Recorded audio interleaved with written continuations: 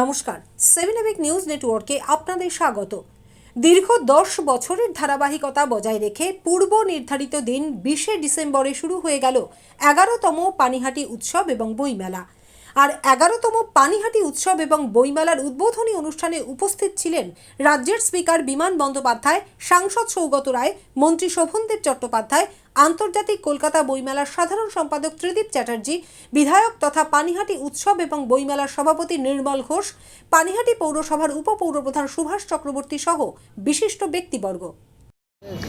তন্দ্রা ঘোষ সাংস্কৃতিক সম্পাদিকা রয়েছেন, তিনি এই বরণ পর্বে নির্মল ঘোষ মহাশয়কে সাহায্য উত্তরীয় পরিয়ে, শারদ ব্যাজ পরিয়ে, উষ্ণতা দিয়ে, শীত বস্ত্র দিয়ে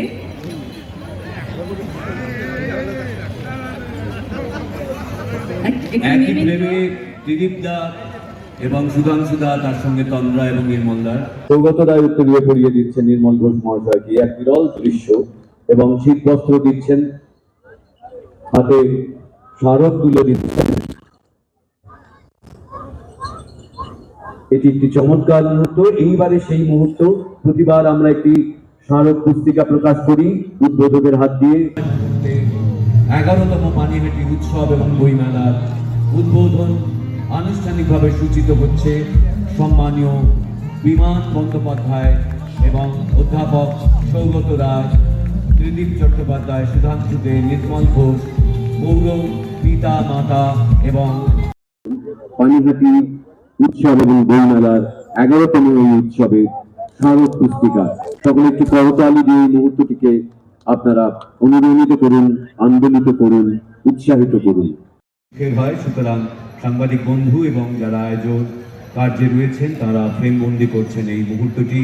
পানিহাটির এই যে উৎসব, এই যে বইমেলা 11তম উৎসব, সহযোগিতায় সাহায্যে আমরা ঠিক স্থিরকৃত যে দিন 20শে ডিসেম্বর, আজকে সেই শুভ দিন।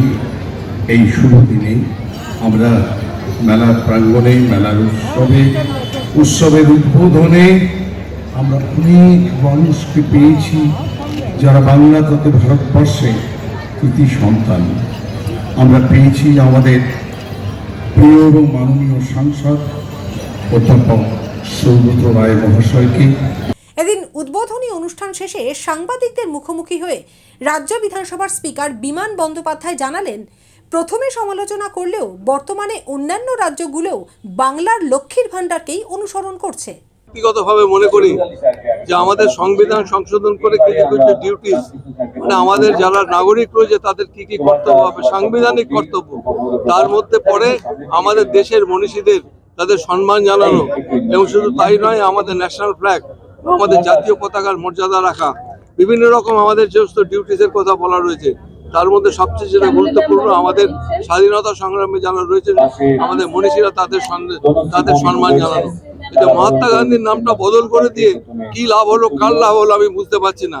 এই যে একটা প্রচেষ্টা আমাদের স্বাধীনতা সংগ্রামীদের সম্বন্ধে একটা বিরূপ মনোভাব তৈরি করে দেওয়া মানুষের মনে, এটা আমরা নিন্দা করি। মুখ্যমন্ত্রী তো করেছেন, অন্যান্য রাজ্য থেকে সেখান থেকে প্রতিবাদের ঝড় উঠছে। আপনি বলছিলেন যে যারা লক্ষ্মীর ভান্ডার পাচ্ছে তাদেরও কিছু কর্তব্য, দেখুন তাদের আত্মমর্যাদা, উইমেন এম্পাওয়ারমেন্ট। আজকে মহিলাদের উইমেন এম্পাওয়ারমেন্টের কথা কেউ এতটা চিন্তা করেনি যেটা মাননীয় মুখ্যমন্ত্রী করেছে। এবং তাদের দেখুন একটা সংসার ধরে রাখার জন্য একজন মহিলার সবচেয়ে বেশি দায়িত্ব থাকে, কর্তব্য থাকে, এবং প্রত্যেকটা বাড়ি যদি সুস্থ হয়, প্রত্যেকটা বাড়ি যদি শান্তির জায়গা হয়, তাহলে সমগ্রভাবে রাজ্যের শান্তি হবে, এটা আমি বিশ্বাস করি।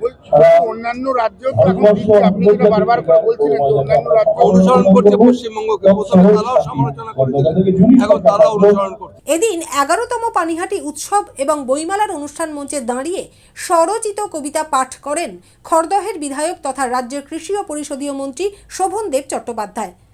ভিটেতে বানাতে নিজের ঘর, তুমি আত্মীয় আজ নয় দেশে হয়েছ যে তুমি পর।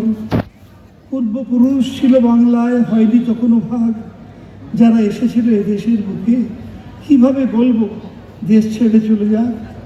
এদেশে ওদেশে আছে যেন কত আত্মীয় পরিজন, মাটি ভাগ হয়ে গেছে, ভাগ হয়নি কেউ ভালোবাসার বন্ধন।